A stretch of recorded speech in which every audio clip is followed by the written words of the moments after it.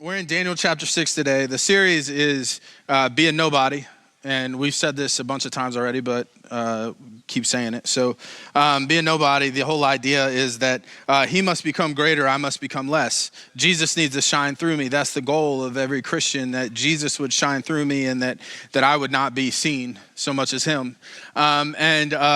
And so what we've been doing for that is we've been going through the different prophets and having a conversation about the lives of the prophets. And we started with John the Baptist, then we went to some Old Testament prophets, and we're on another Old Testament prophet today, which is Daniel. We'll be in Daniel chapter 6. Daniel, well, let me just set you up for this. So, look, the title of the sermon is Be an Easy Target. You cannot read through the lives of the prophets and not recognize that if I'm going to look like Jesus, those in the world that hate him will hate me too. Like, that just is what it is. It's a fact. And Jesus promised that if they treated me this way, they'll treat you this way. And the Old Testament prophets, they all got killed by the people, or most of them did. And Jesus actually calls that out when he's talking to the Pharisees. He says, hey, y'all only like dead prophets because they don't talk to you anymore. And you can read what they said and blame it on your ancestors. But when one's standing in front of you, you don't like what you're told. And so that if you're gonna look like Jesus, you're gonna get treated like Jesus got treated by those who hate him. That means that for those who hate him, you need to be an easy target. Your faith needs to be obvious, right? And I think when we hear sermons like this, you hear it and you go, oh, but we live in America, we have rights and stuff, and like, it's not that big a deal. Even if somebody hates me, like, it's not that big a deal. But the fact of the matter is, our culture's moving away from God, and it's moving away from God in a very systematic and purposeful way. So to unpack where we are today, what we're seeing in our culture, okay, let me start here. Number one, Jesus loves everybody. Right?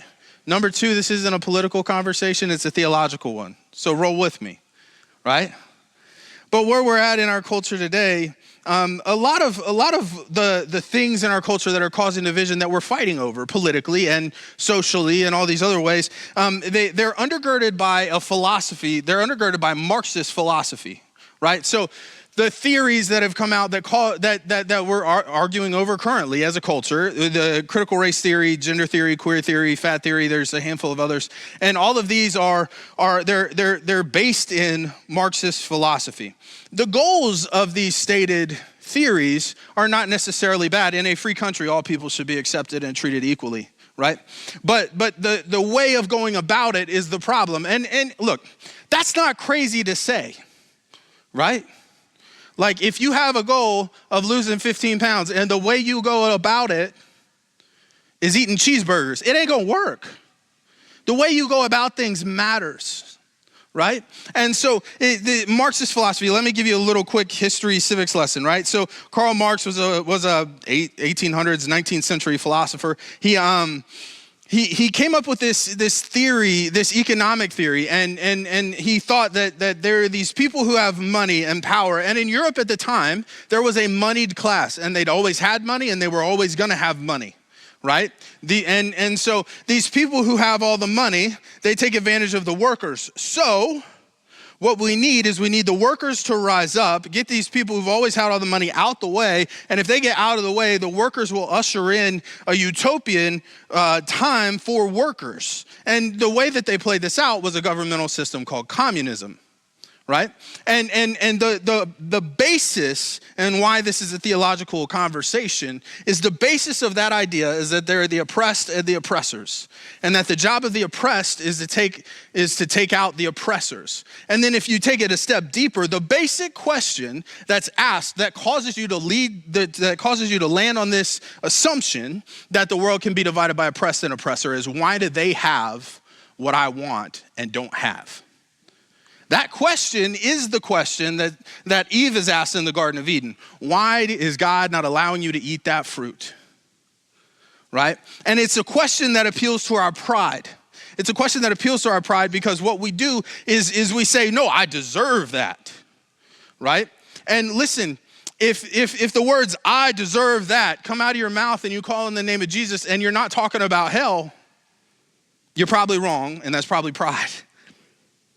Because the truth of the matter is, if you're a Christian, you know that you deserve hell, and God gave you all of these blessings. That's why he's always good. That's why we sing of his goodness, right? And so this question of why do they have what I want and don't have is the question that appeals to our pride, and it is the question that underlies this philosophy. And everything built on it is reasoning as to how to change it. The problem is it doesn't address the sin problem. Now, if you move on from communism, what's happened is they've taken Marxist philosophy, and by they, I mean academics and really, really smart people who spend way too much time thinking so that they've thought themselves into a circle and now they seem dumb. Love you. Okay. So they've taken this theory and they've applied it, this philosophy, and they've applied it to these theories. And the whole idea is that in these individual circumstances, there are the oppressed and the oppressor, and what we need to do is get rid of the oppressed, of the oppressor class, and put the oppressed above them. And that's the whole idea. And it still lies on this question of, why do they have what I want and don't have? Here's the problem. It doesn't matter what programs you put in place, what things you do, how you talk about it, what words you disallow, what words you do allow, what. It does not matter, because none of that fixes the sin problem. And so what we have is we have a culture that's moving away from God. And here's the other piece as to why it's a theological conversation that I forgot. The whole way you make this work, the backbone of Marxist philosophy is that you have to eliminate religion. Because religion is the opiate of the masses. It's the thing that makes them believe that everything's gonna be okay. So you eliminate religion and you replace religion, you replace God with government, right? So you end up with hopefully a people that worships the government, expects the government. If they give the government what they ask for, the government will in return make my life good. That's worship, right?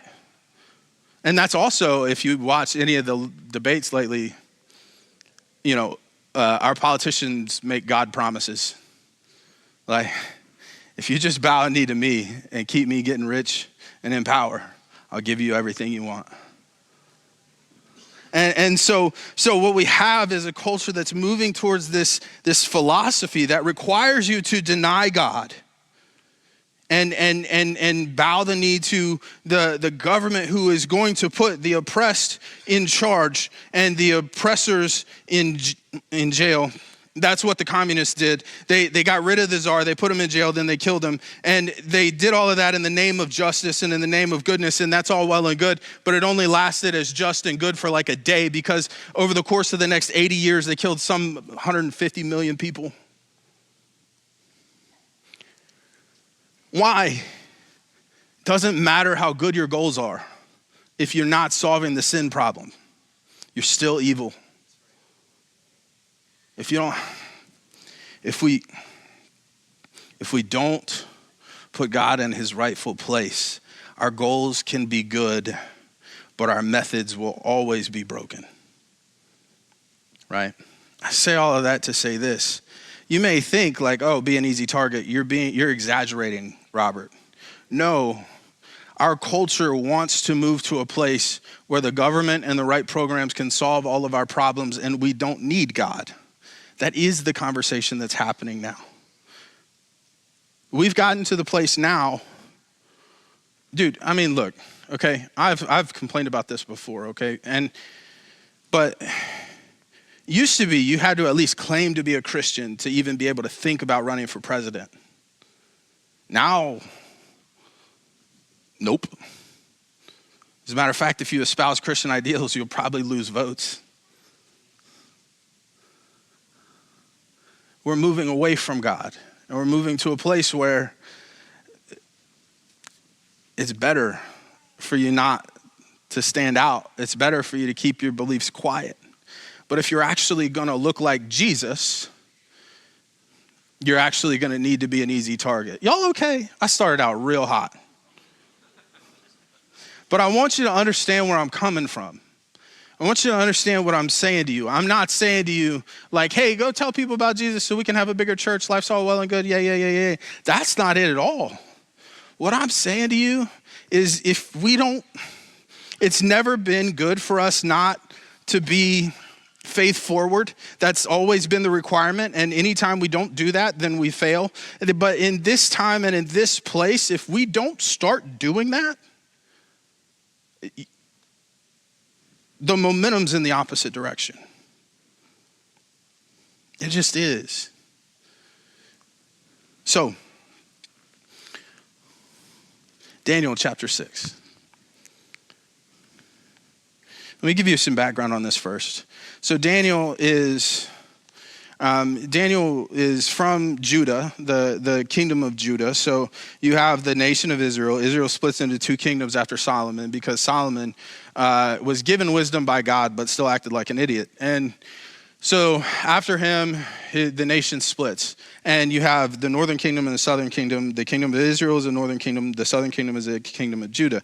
Israel goes into exile way earlier. Then you have Judah. Judah ends up going into exile because they deny God, and God lifts his hand, a blessing from them. And the Babylonians come in and take over. And they take back with them a large portion of the population from Judah. Daniel is included in that large portion of the population. Daniel ends up in the court of the king, King Nebuchadnezzar. Most likely Daniel was a eunuch, because what they would do with young men that they captured is that they would capture them and they would castrate them so they were no longer a threat to them, and so that they couldn't have a family. Because when you have a family, you have something to protect, and that's not good for a king to have people advising him to have something to protect other than him, right? Does this make sense? And so he ends up in the court. He's most likely a eunuch. He's an advisor to King Nebuchadnezzar. After King Nebuchadnezzar dies, he ends up being an advisor to his son. And then eventually we get to chapter 6, where he's an advisor to King Darius, who's not from the Babylonians, but from the Persians. He's a Mede. And so that's where we're at now. He is an advisor, and he distinguishes himself. He's been doing this for 50 years, and even still, he's still good at it. Darius the Mede decided to divide the kingdom into 120 provinces. He appointed a high officer to rule over each province. The king also chose Daniel and two others as administrators to supervise the high officers and protect the king's interests. Daniel soon proved himself more capable than all the other administrators and high officers. Because of Daniel's great ability, the king made plans to place him over the entire empire. Then the other administrators and high officers began searching for some fault in the way that Daniel was handling government affairs, but they couldn't find anything to criticize or condemn. He was faithful, always responsible, and completely trustworthy. So they concluded our only chance of finding grounds for accusation or for accusing Daniel will be in connection with the rules of his religion. So he's been in government work for 50 years, and he hasn't made one paperwork mistake. Y'all, it's impossible. He's blameless. As a matter of fact, he's been in the high reaches of the government. He's been close to the singular seat of power where corruption would be rampant, and he's done nothing wrong. They realize that they're going to have to attack his belief because they can't attack him. So the administrators and high officers went to the king and said, "Long live King Darius. We're all in agreement, we administrators, officials, high officers, advisors, and governors, that the king should make a law that will be strictly enforced. Give orders that for the next 30 days, any person who prays to anyone, divine or human, except you, your majesty, will be thrown into the den of lions. And now, your majesty, issue and sign this law, so it cannot be changed, an official law of the Medes and Persians that cannot be revoked." So King Darius signed the law.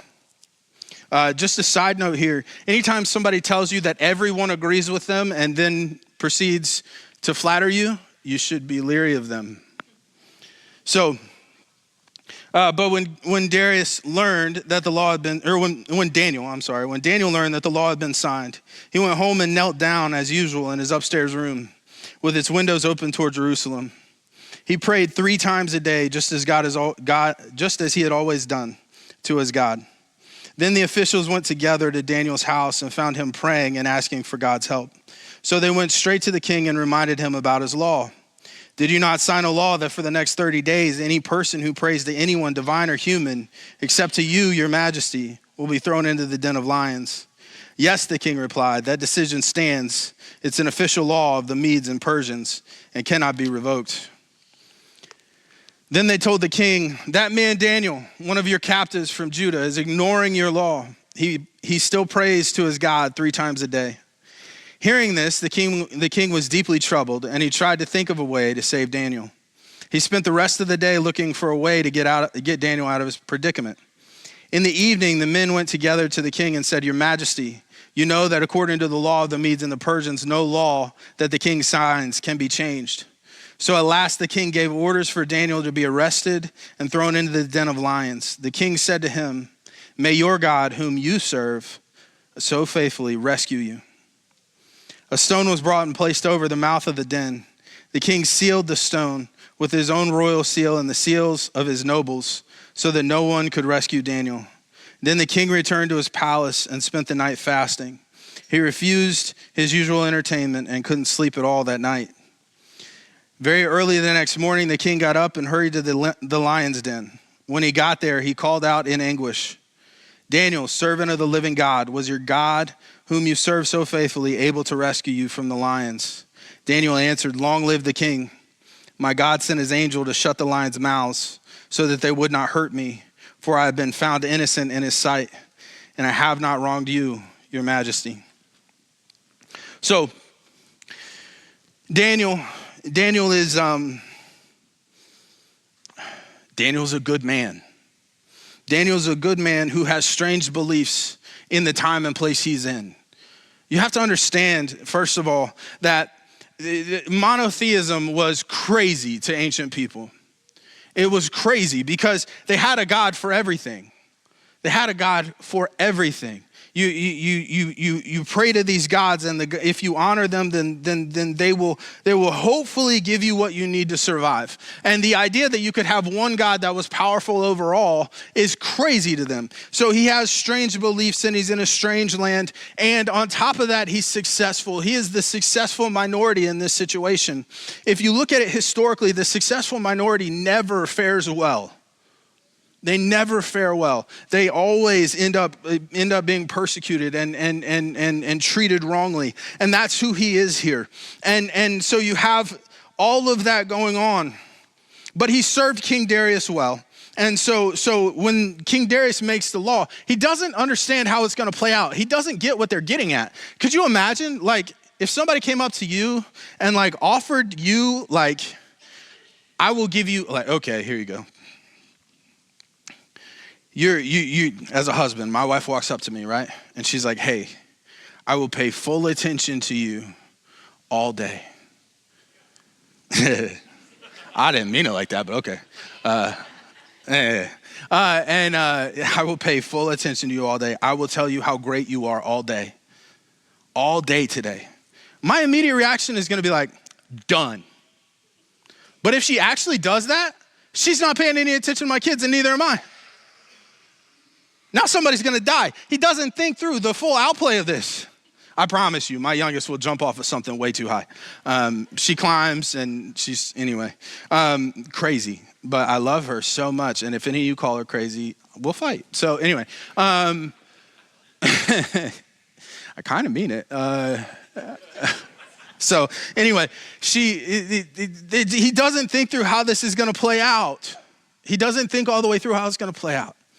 And so Daniel gets put on the spot. And Daniel does what he always does. He stays faithful. And he ends up in the lion's den. And then he doesn't die. It's a miracle. What are the things we can learn? Like, what can we unpack? How do we get better? How do we get better at being an obvious Christian? How do we get better at representing Jesus? Especially if the world we're living in is turning from him. The first thing with Daniel in this story is you got to be righteous. Verse 5. I'm looking at chapter 8. I was like, that's not right. It starts with, as I looked up, I saw a ram. That's not right. All right, verse 5, here we go. So they concluded, our only chance of finding grounds for accusing Daniel will be in connection with the rules of his religion. You have to be righteous, right? Like this is baseline. You have to be righteous. This is baseline. Like this is the 10 Commandments, right? Like do these things right. Like this is the baseline for the faith. Be righteous. This is the thing that is simultaneous. Okay, you know those things in life that are so simple, but also you're terrible at them? I mean, that's this, right? Do the right thing. Do the right thing. But what's amazing about Daniel is he actually does. Right? I mean, look. Well, okay, so my wife and I went to Baltimore this weekend. One of her best friends got married, and it was we ended up driving up separate. She was in the wedding party, all this stuff. So I'm driving to Baltimore by myself. As I get older, I realize I'm a whole lot more like my grandpa than I thought I was. Because when I got to drive somewhere, my first response is, I ain't doing that. I don't want to do it, right? I've been spoiled my whole life. I'm a pastor, so my commutes are always on back roads and like less than 30 minutes. The idea of driving in traffic, thinking about it makes me angry, just to be honest, right? And so I had to drive to Baltimore, and so I'm driving up there. And, you know, I'm supposed to be righteous. You got to be righteous in public, and you got to be righteous in private, right? You're supposed to do the right thing. I'm not going to lie. I failed because some people drove by me going 100 miles an hour and then weaved in front of me, and then, like, people tailgated me, and I might have thought things I shouldn't have. I might have said things I shouldn't have said. Nobody was there, you know? Got to be righteous. Daniel's so blameless that even the opportunities he had to do the wrong thing when nobody would find out, he didn't do.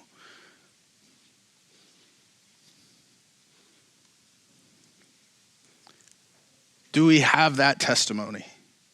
Like, what do you do in the dark that you assume nobody will find out? If you want to look like Jesus, you got to start killing those things one at a time.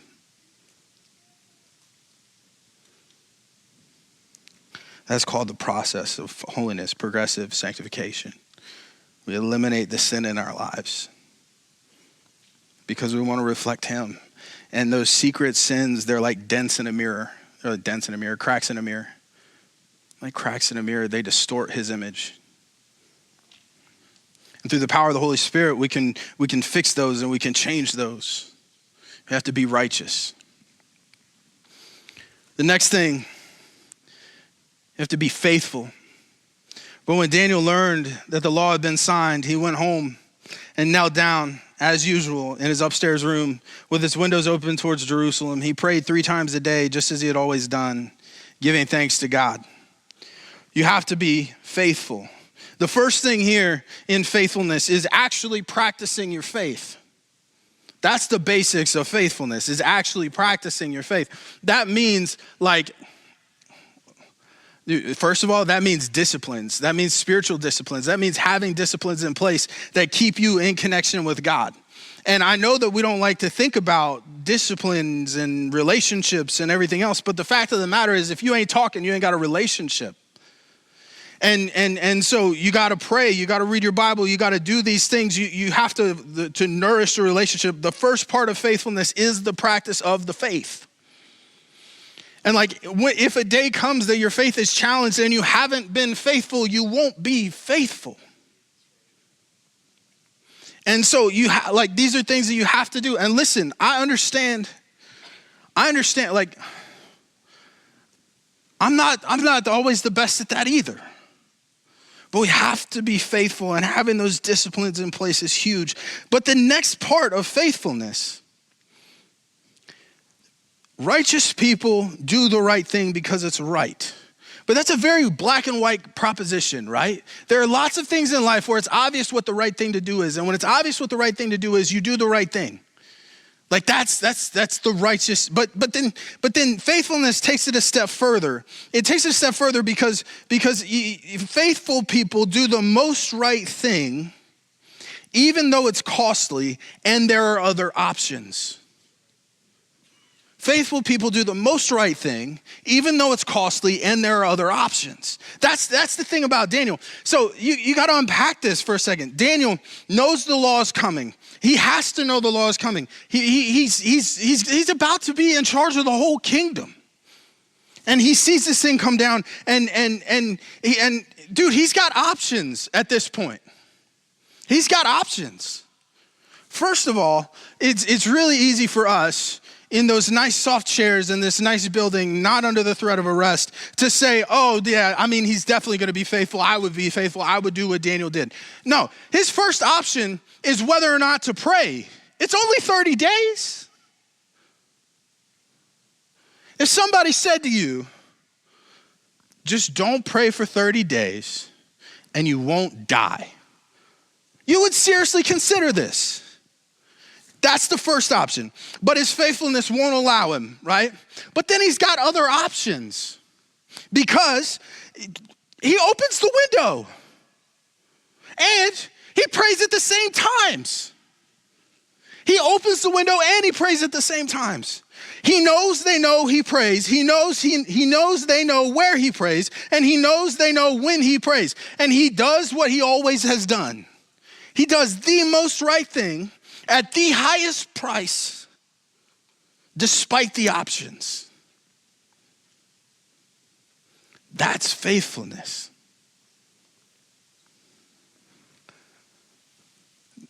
That's faithfulness. That's what God did for you. He sent Jesus. Think about this. God could have just taken your free will and made you do what he wanted you to do so that you would never sin and he would never have to sacrifice his son on your behalf. But if he took away your free will, then you would not have the opportunity to choose. And there's something about us that needs that opportunity to choose. There's something about us that needs that. And I believe that thing in us that needs to choose that is part of what makes us made in the image of God. Most other things in nature don't really make choices. They go on instinct. And so it's just something. It's part of the God part of us. And so he doesn't take that away. He leaves it in us. And instead of doing that, that would have been that's the first option. He didn't do that. And so then he could have done lots of other things, but he doesn't do any of that. He pays the highest price to get the most right outcome.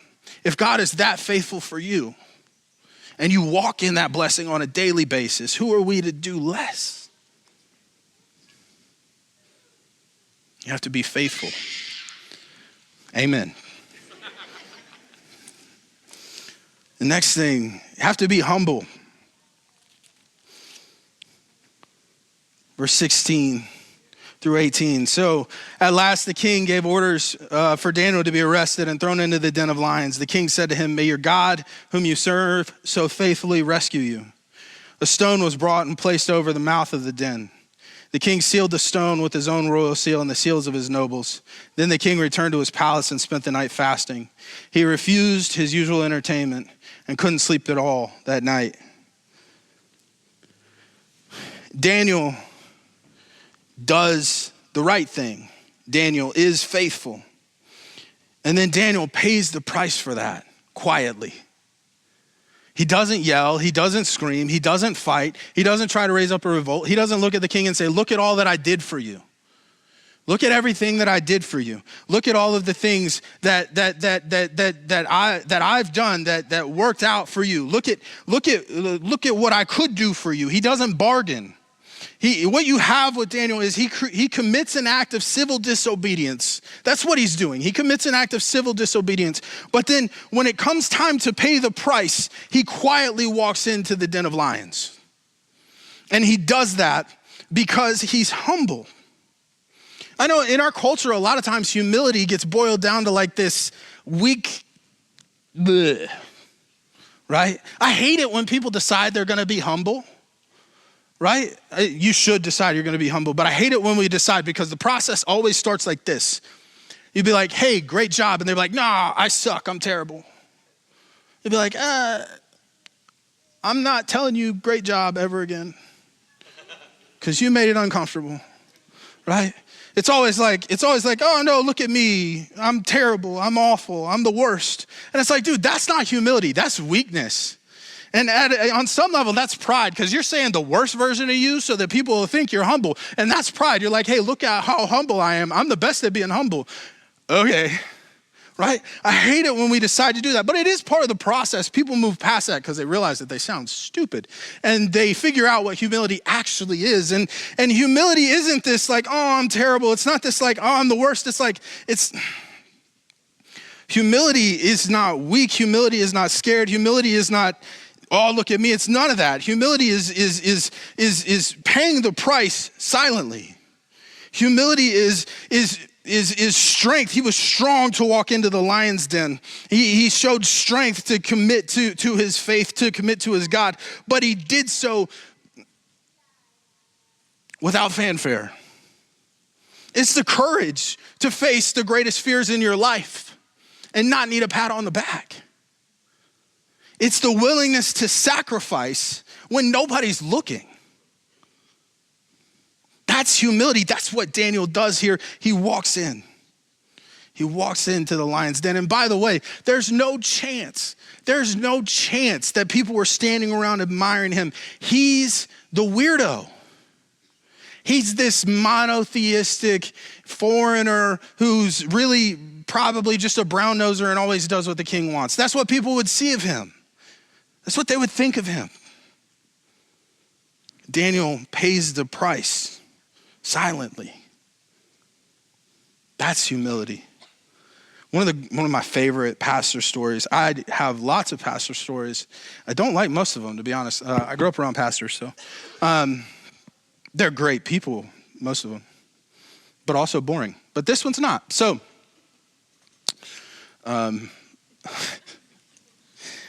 I'm just telling the truth. And I know more of them than y'all. I'm related to more than most of y'all probably know, so it's fine. Pastor Aaron Rummage was the congregational care, I don't know, he was the pastor. My dad was the senior pastor, but Pastor Aaron was the guy who hugged every neck, counseled every marriage, like did all of that stuff at the church in La Plata. And he's in his mid-80s now, he's retired, but when I was growing up, that was it. The most spiritual guy in the room, every room he went into. The only guy I could listen to pray for 20 minutes and not be like, bro, wrap it up. I've been around pastors my whole life, so anyway, you know why that is, by the way? It's because it was not a rehearsed prayer. It was the Holy Spirit coming out of his mouth. I've heard lots of long prayers that I know that guy's repeating talking points that he's memorized in his mind. Not once did Pastor Aaron do that. So this story was a story that I heard. So if one day he tells me it's not true, I'll stop telling it. But until then, we're going to go ahead. So Pastor Aaron, you got to understand, 5'5", $120, like slender build. You know what I mean? He always fit in the jeans that I wished I could fit in, but I wore the husky sizes. You get what I'm saying? That was supposed to be funny, but y'all are like, yeah, you are fat. That's messed up. So anyway, he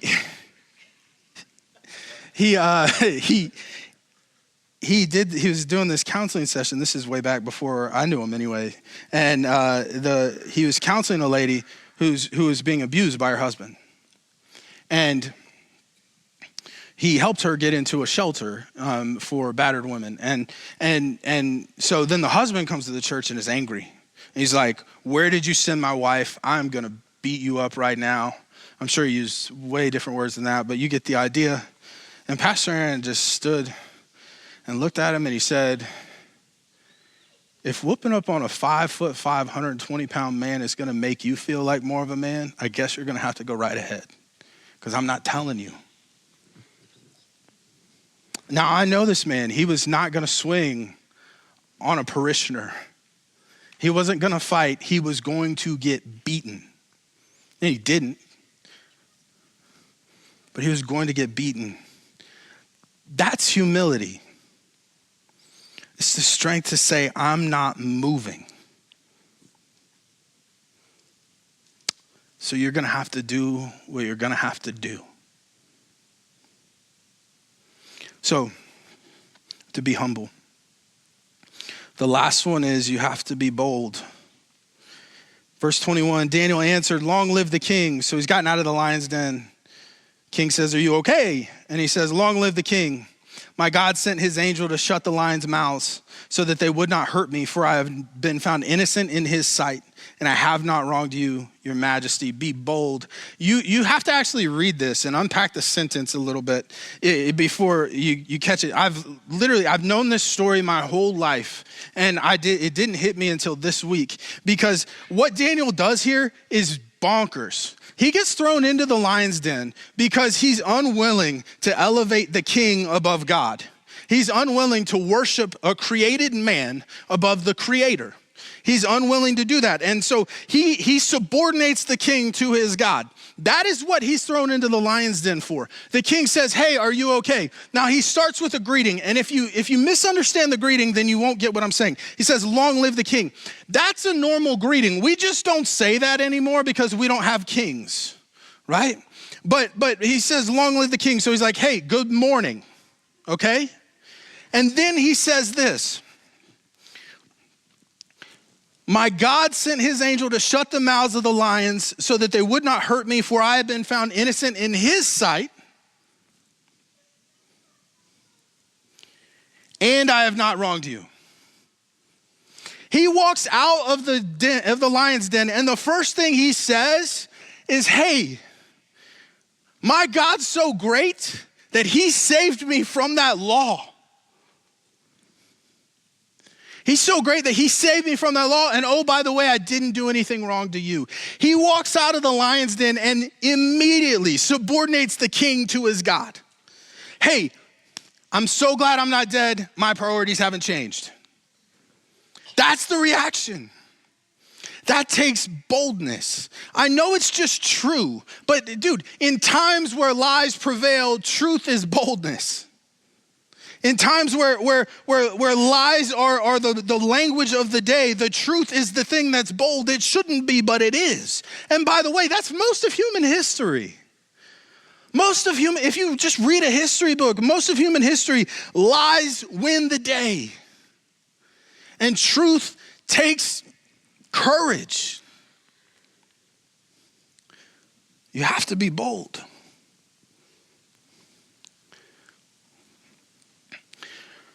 What I'm trying to say,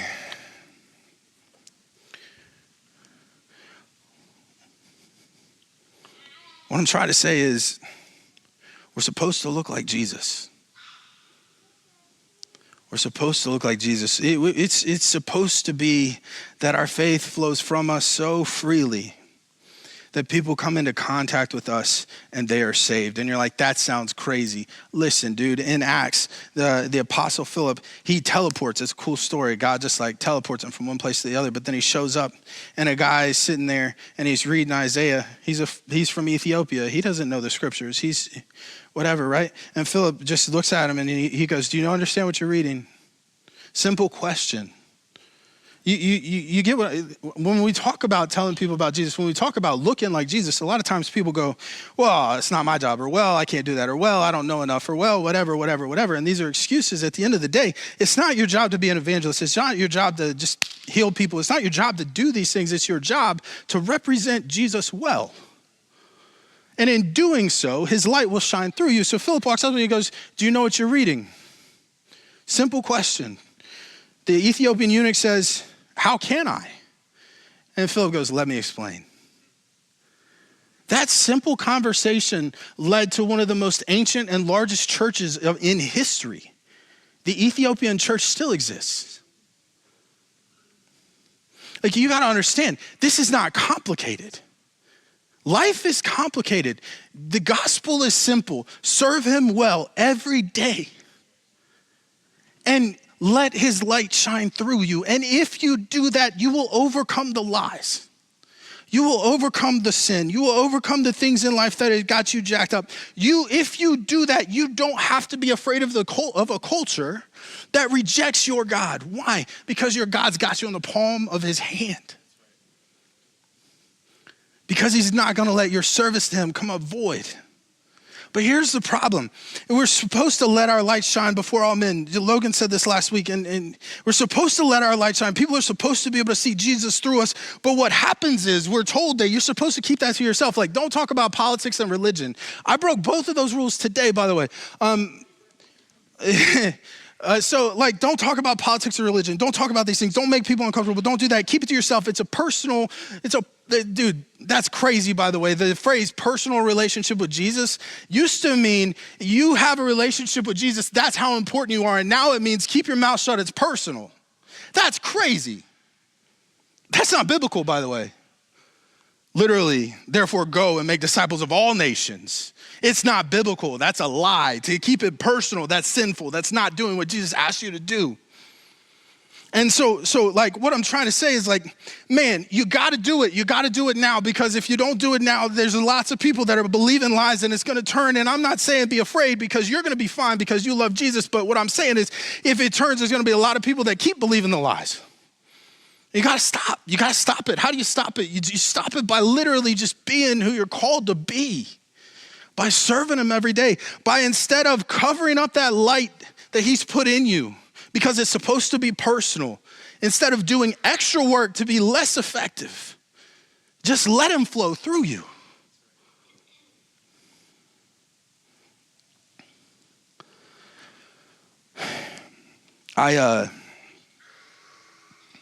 If you're wondering,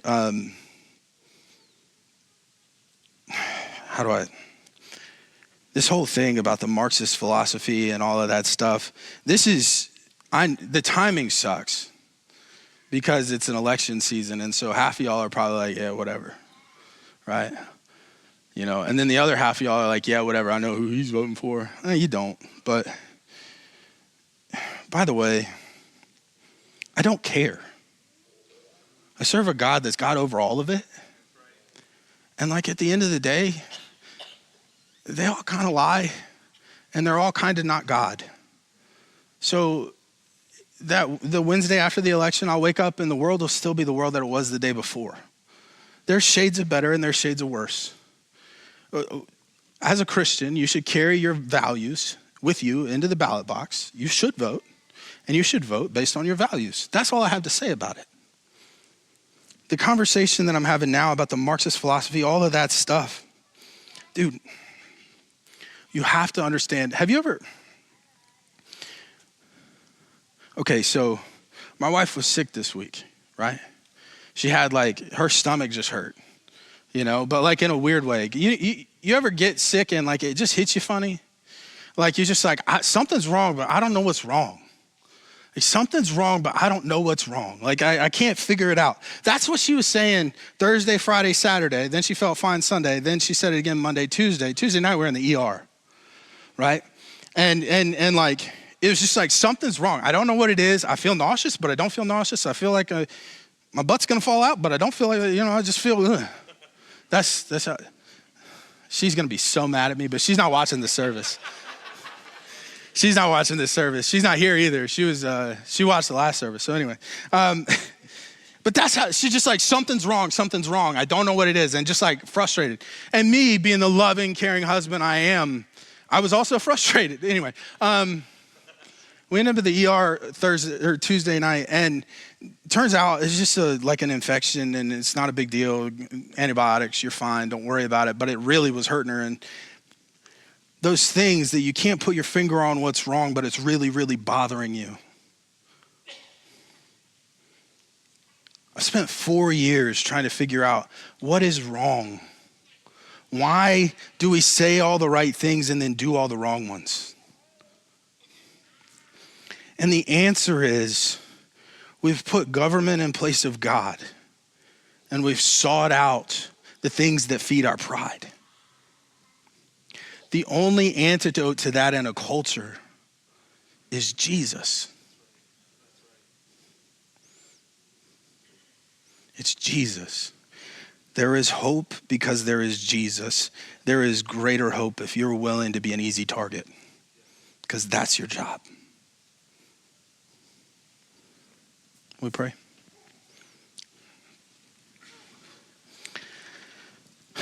God, thank you for being good. Thank you for being good to us. Thank you for being good when things are bad. Thank you for being good when things are good. Thank you that you're always good. Thank you that you're always faithful. Thank you that you've given us an example. Lord, let us be people who are righteous because that's what we're supposed to do. Let us be people who are faithful because that's what you did. Let us be humble so that we don't take any of the credit, and let us be bold because standing on your word always is. You said that it would be, and it always is. You said how they treated me is how they're going to treat you, Lord. That means it's going to require some modicum of boldness to stand on your word, but let us do it because it's what we're supposed to do. Let us be a people that your light shines through.